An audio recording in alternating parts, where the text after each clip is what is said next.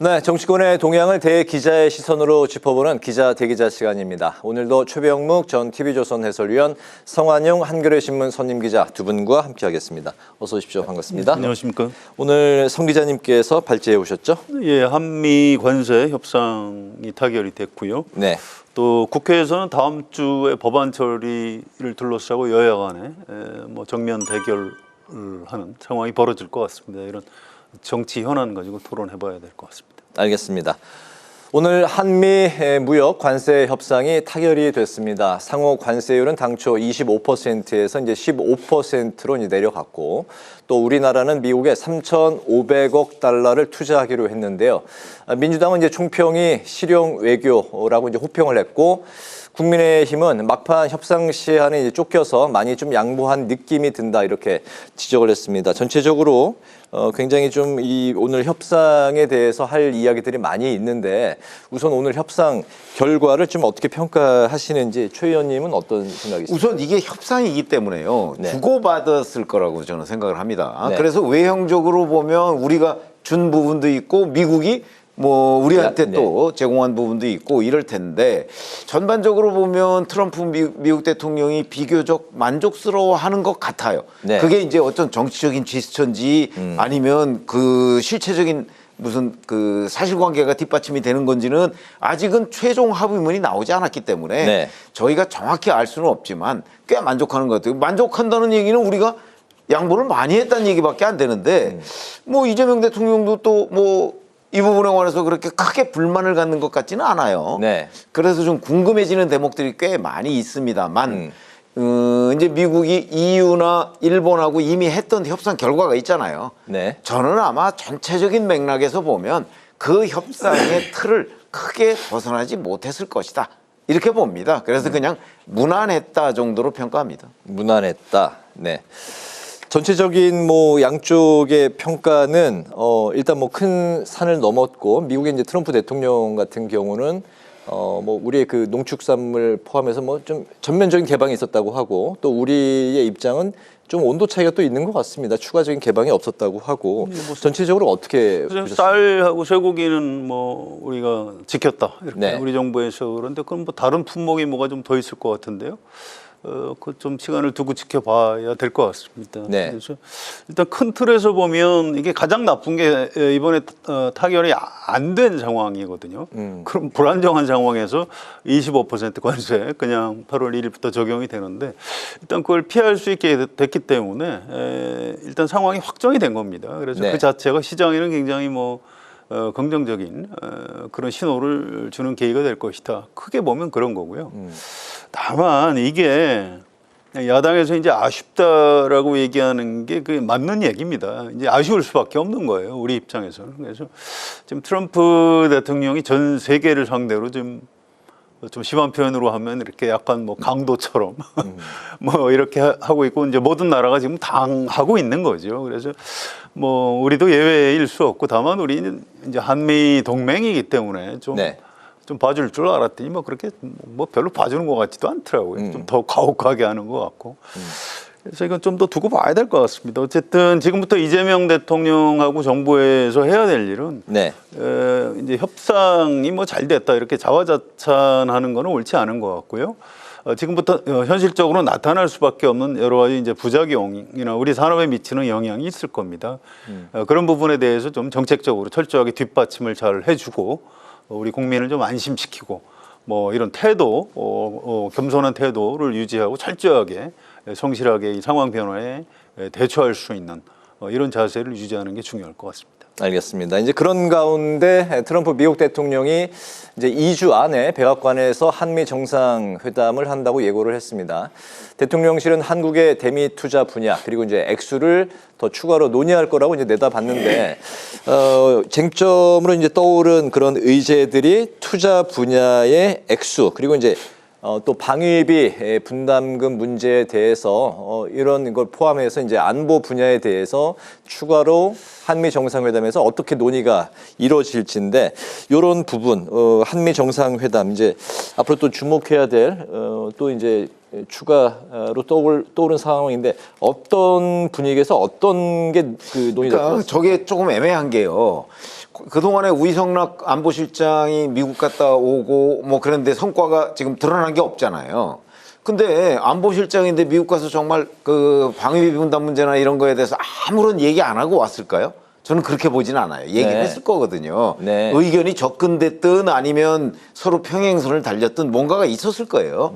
자, 그런데 이 앞으로 2주 안에 한미 정상회담을 한다고 하는데 저희 참 기자 생활 오래 해봤지만 정상회담 준비를 2주 만에 한다는 건 불가능합니다.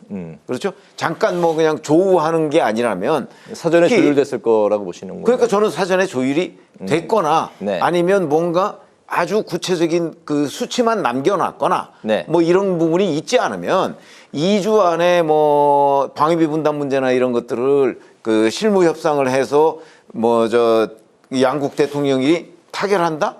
불가능한 일이죠. 그렇기 때문에 아마 발표 안 된 어떤 부분이 있을 가능성이 있다고 저는 봅니다. 네. 그래서 어차피 트럼프 미국 대통령이 방위비 분담 문제에 관해서 한미 정상회담에서 얘기 안 할 것 같지는 않거든요. 네. 그러면 양국 간에 뭐 국방부 차원이든 외교부 차원이든 뭔가 지금 그 아주 구체적인 협상이 실제 이루어지고 있는 것 아니냐. 다만 그 양국 국민이 지금 알지만 못하고 있을 뿐이지. 라는 짐작을 해보고요. 그래서 이제 2주라고 그랬으니까 2주 안에 정말 그러면 그 한미 정상회담이 열릴 수 있는 거냐. 왜냐하면 절대적인 시간이 부족한데. 네. 근데 그 부분도 한번 좀 지켜봐야 되겠습니다. 그래서 정말 2주 안에 열린다면 네. 방위비 분담 문제는 이번에 그냥 구체적인 합의까지는 또 못 들어갈 가능성도 있는 것 아니냐. 하여튼 여러 가지 조금 불투명한 부분이 많다. 그래서 추가로 좀 알아봐야 될 부분이 현장 기자들이 알아봐야 될 부분이 굉장히 많다고 저는 생각을 합니다. 네, 2주 안에 한미 정상회담이 진짜 열릴 것인지에 대해서 좀 의문을 제기를 하셨는데 오늘 그 타결된 그 지점에 대한 게 발표가 안 난 부분도 있을 것이다. 뭐 더불어서 말씀을 하셨네요. 뭐 그런 부분도 있을 수 있겠죠. 또 지금 이 시간에 협상이 진행되고 있을 가능성도 굉장히 높은 거고요. 네. 트럼프 대통령이 본래 사업가죠. 그래서 이제 거래의 기술, 특히 이제 그 트럼프식의 어떤 벼랑 끝 전술 같은데 아주 능한 사람입니다. 그래서 우리가 참 조심해야 돼요. 뭐 이재명 대통령도 뭐 보통 사람은 아니지만 트럼프는 미국이라는 강대국의 대통령으로서 우리가 참 상대하기가 참 버거운 그런 사람입니다. 그래서 네.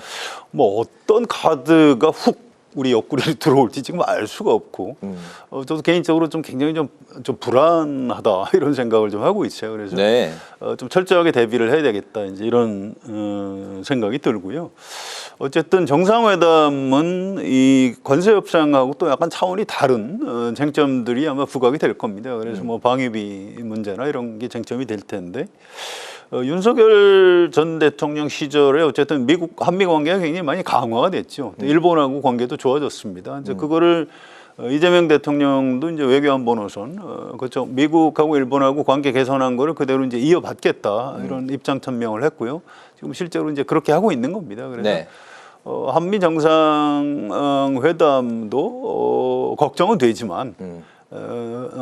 뭐 과거에 트럼프 대통령하고 김정은 위원장이 하노이에서 회담하고 뭐 노딜 선언을 하고 뭐 전 세계를 충격에 빠뜨렸는데 이번 한미 정상회담에서까지 트럼프 대통령이 그러시지는 않을 것이다 이렇게 믿고 싶고요. 네. 아무튼 우리 정부 우리 이재명 대통령도 철저하게 준비는 해야 된다 이 말씀을 드리겠습니다. 2주 안에 열릴 것이라고 이제 트럼프 대통령이 언급을 했으니까 뭐 열릴 가능성은 열릴 어떻게 겁니다. 보십니까? 열릴 거라고 보십니까? 예, 그건 뭐 그걸 깨지는 않겠죠. 다다음 주 그럼 목요일까지는 열릴다고 보면 그때 이 시간에 관련한 이야기를 또 나눌 수가 있겠네요. 글쎄, 그거는 당일에 이제- 따끈따끈한 아니, 그건 논의를 갖고. 단언하기가 좀 어렵죠. 단호한 아무튼 지켜보겠습니다. 그럼요. 네. 자, 이제 국회 상황으로 이제 좀 돌아와 보면 민주당이 다음 달 4일 본회의에서 방송 3법, 노란 봉투법 등 5개 쟁점 법안 처리를 예고를 했습니다. 국민의힘 이제 필리버스터로 맞대응하겠다는 입장을 보였고, 그러자 이제 민주당이 시급성을 고려해서 방송법을 먼저 처리할 걸로 가닥을 잡아놨습니다. 당장 이제 다음 주 월요일이 있을 상황인데 다음 주 본회의 상황 좀 어떻게 전망하십니까? 뭐 일단 양쪽에서 다 입장 정리를 끝낸 것 같아요. 국민의힘에서는 필리버스터 하겠다 그러고 명단을 이미 다 짜놨다고 합니다. 네. 공개만 안 하고 있죠.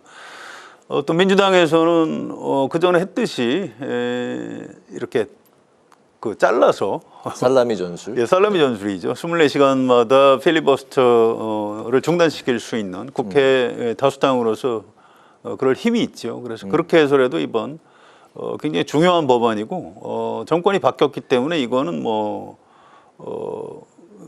이걸 늦출 이유가 없다. 네. 이게 이재명 대통령하고 민주당 안에서 확인되는 기류입니다. 그래서 사실 모양이 좀 좋지는 않아요. 이게 정권 바뀌고 여야가 좀 대화하고 이렇게 뭐 좀 내용상 타협도 좀 하고 전에 상법 개정안 통과했듯이 그렇게 했으면 좋았을 텐데 또 필리버스터에서 24시간마다 뭐 강행 처리하고 이 모습을 이 무더위에 우리가 봐야 되는지 좀 굉장히 좀 걱정은 됩니다. 근데 여야가 다 지금 대표 선출 전당대회를 하고 있는 상황이기 때문에 현재로서는 뭐 협상이나 타협의 여지가 거의 없는 것 같습니다. 네. 좀 그러고 보니까 답답한 상황이 민주당의 당대표가 선출된 이후에 펼쳐질 상황이네요. 그렇습니다. 그런데 이제 국민의힘이 8월 22일 네. 대표가 선출되니까요. 네. 그 중간에 민주당 대표는 선출됐지만 국민의힘 대표는 선출되지 않은 기간에 네. 지금 이 모든 상황이 벌어지게 돼 있는 거죠. 네. 민주당의 새로운 당대표가 선출된 다음에 열리는 다음 달 2일의 이 상황, 이것도 하나의 좀 변수로 작용할 수 있을까요? 그러니까 8월 2일에 선출이 되면요. 네. 선출되고 나서 일요일 하루 지나고 월요일부터 이제 첫 번째로 맞이하는 이른바 민주당식으로 얘기하자면 개혁과제 본회의예요. 그렇죠? 네. 그러면 거기서 양보가 이루어지겠습니까? 저는 이루어지지 않는다고 봅니다. 그러면 아마 밀어붙일 텐데, 그러니까 지금 뭐 방침이 정해져 있다 그러는데 결국은 민주당은 밀어붙이고 국민의힘은 필리버스터로 가고 뭐 이제 쪼개기 등 여러 가지 기법이 동원되겠죠. 그러면 결국 대충돌 국면으로 간다. 이렇게 보시는 게 맞고요. 네. 국민의힘도 지금 대표 경선을 시작하는 단계이기 때문에 이 단계에서 뭐 국민의힘이 다른 무슨 융통성 있는 전략을 쓰기가 쉽지는 않을 겁니다. 그래서 그냥 충돌 국면. 그거는 이제 아시다시피 작년 총선에 민주당이 압승을 거둔 후에 지금까지 계속해서 충돌 국면이었죠. 그 국면이 반복적으로 또 이루어지게 되는 이런 상황을 아마 국민들이 목도하게 될 것이다. 이렇게 봅니다. 네. 필리버스터 이야기는 뭐 잠깐 두 분의 생각 뭐 이렇게 짧게 좀 들어보고 싶은데요. 무용론도 이렇게 나오고 하는데 이 지점은 좀 어떻게 생각하십니까? 글쎄 이제 국회법에서 보장하고 있는 소수 정당에서 이제 방어할 수 있는 무기죠. 그런데 이제 가장 좋기로는 원내대표들이 잘 합의를 해서 특히 이제 그 법안은 상임위에서 상임위원들이 여야를 떠나서 가장 잘 압니다 내용을. 그래서 그분들이 좀 절충을 하고 네. 이렇게 해서 좀 뭐 이 방향성이 중요한 거지 내용을 지금 다 뭐 속도 있게 이렇게 민주당이 밀어붙이는 게 온당한지 저는 좀 생각이 달라요.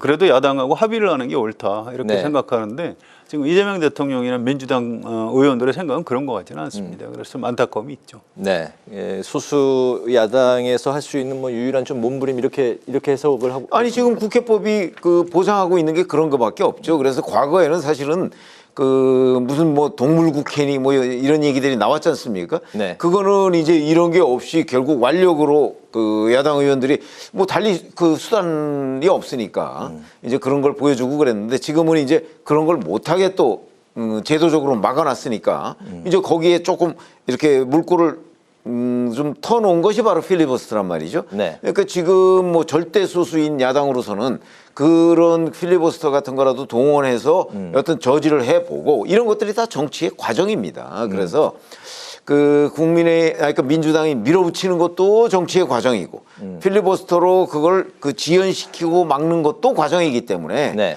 결국은 국민들 입장에서는 그 양당의 정치 과정 대처 과정을 보고 그래도 누가 조금 낫다 뭐 이런 정도를 이제 판단하는 거겠죠. 네, 알겠습니다. 뭐 거기에서 더 이상 뭐 어떻게 벗어날 수가 저는 없을 거로 봅니다. 다만 우리가 이론적으로 얘기하면 좀 가급적 합의하는 모습을 보이는 쪽에 국민들의 시선이 더 쏠리지 않을까 뭐 이렇게 저희가 기대를 해보는데 지금 같은 상황은 뭐 그 기대가 별로 그렇게 성과 있을 것 같지는 않습니다. 알겠습니다. 짧게 예. 좀 덧붙이면 양당 좀 강성지층들이 너무 전국을 주도하는 그런 측면이 있습니다. 사실은 이런 정도 상황이면 대통령하고 여야 대표들이 모여서 정치 협상을 해야 돼요. 이 중요한 거니까 뭐 이게 대통령하고 여당 마음대로 100% 해서 강행 처리하는 것보다 네. 뭐 한 6, 70% 하고 또 야당에서 요구하는 것 한 3, 40% 이렇게 들어주고 해서 대통령실에서 대표들도 좋고 원내대표도 좋습니다. 이렇게 정치 협상을 통해서 풀어가야 제일 좋은 방안인데 지금 사실은 정치 양극화가 점점 심해지면서 우리가 그런 모습을 본 지 너무 오래되는 것 같아요. 그래서 이재명 대통령이나 이제 앞으로 야당 국민의힘에서 대표로 새로 선출되는 정치인이나 좀 과거에 그 아름다웠던 우리나라 정치 네. 그때 장면을 좀 떠올려 주셨으면 참 감사하겠다 이 말씀을 꼭 드리고 싶습니다. 알겠습니다. 이제 그 여야 민주당과 국민의힘의 전당대회 상황 이야기를 좀 포인트만 짚어서 좀 듣도록 하겠습니다.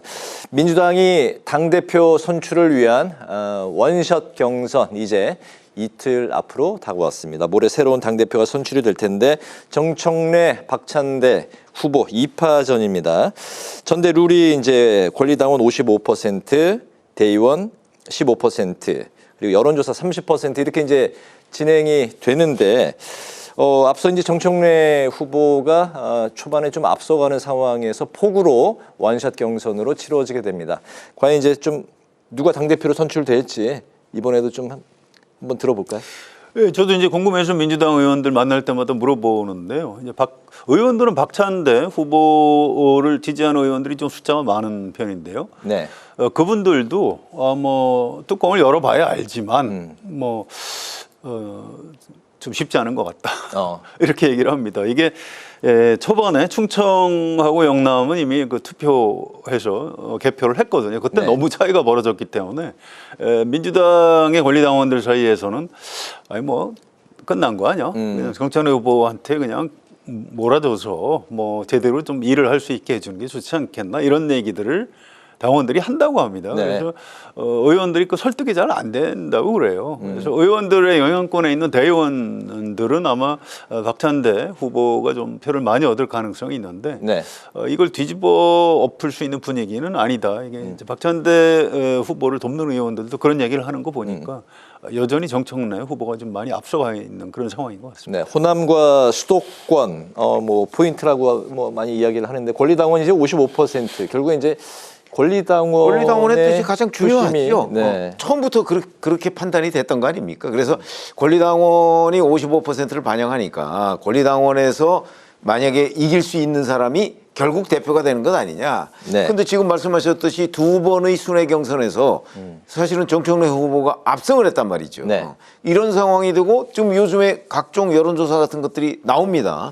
그 여론조사에서도 민주당 지지층과 중도층에서 정청래 후보가 상당히 앞서요. 그런 걸 보면 뭐 결국은 이제 그 대의원에서는 뭐 박찬대 후보가 조금 유리하다고 할지라도 네. 그 유리하다고 하는 그 대의원은 15% 반영 비율밖에 안 되기 때문에 이 그 권리당원과 국민 여론조사에서 난 격차를 이 대의원에서 메꾸기가 네. 현실적으로 어려운 것 아니냐 이런 판단이죠. 네, 그러다 알겠습니다. 보면 결국은 이 판세가 지금 그대로 그냥 뭐 약간 좁혀지는 정도 단계로 결론이 날 가능성이 있지 않을까. 이렇게 보는 게 이제 대체적인 견해입니다. 두 분의 생각이 이제 한 지점으로 수렴이 되는 것 같은데 모레 이제 뚜껑을 한번 열어보고 다음 주에 또 말씀을 듣도록 하겠습니다. 국민의힘이 이제 어제부터 이틀 동안 전당대회 후보자 등록을 진행을 했습니다. 이제 전당대회가 8월 22일에 열리기 때문에 앞으로 이제 20일 넘게 남은 상황인데 이 지점에서 좀 어떤 부분을 말씀을 하고 싶으실까요? 뭐 제가 보기에는 뭐 자꾸 언론에서는 이제 찬탄 반탄 이렇게 얘기를 하는데 네. 그거는 그냥 얼핏 보기에는 그렇게 보이죠.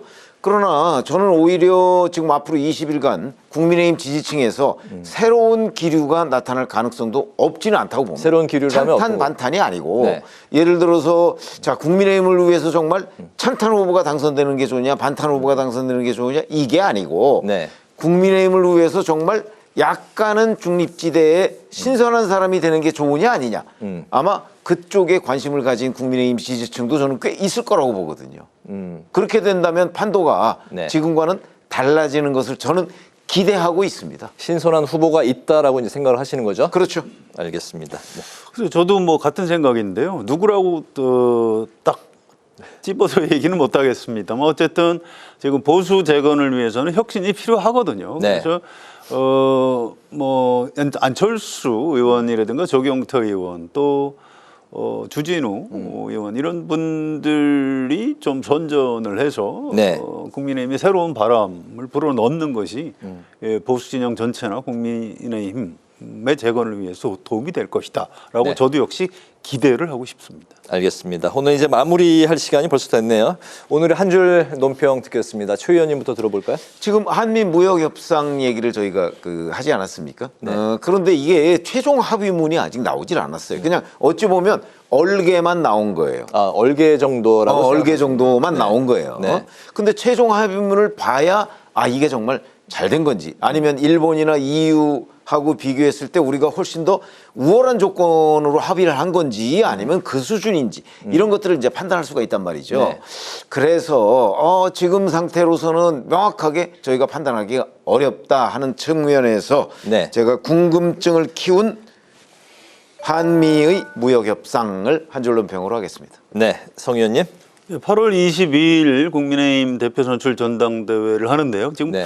후보보다도 더 언론에 이름이 많이 나오는 사람이 있습니다. 전한길 씨. 네. 그래서 이분이 무슨 면접을 하겠다 그러고 이분은 정작 본인은 뭐 출마할 자격도 없고 그래서 이제 이 후보 면접에 응하겠다, 응하지 않겠다 이걸로 후보들이 막 갈리고 이게 참 딱해요. 진짜 이러다가 전통의 보수 정당 국민의힘이 이거 망해가는 것 아닌가 뭐 이런 생각이 들 정도입니다. 그래서 제 오늘 한 줄 논평은 전한길 씨가 국민의힘 상황인가라고 하겠습니다. 네, 이례적으로 전한길 씨에 대해서는 최 의원님은 좀 어떻게 생각하십니까? 짧게 들어볼까요? 저는 뭐 굉장히 극단적인 국민의힘 지지자라고 생각을 합니다. 네. 그래서 국민의힘 당원들이 만약에 그걸 지지하면 국민의힘이 극단적인 상황으로 가기를 희망하는 거로 판단이 되는 거죠. 그렇기 때문에 그렇게 갔을 경우에 국민의힘 희망이 없다고 보죠. 네, 여기까지 듣고 마무리하겠습니다.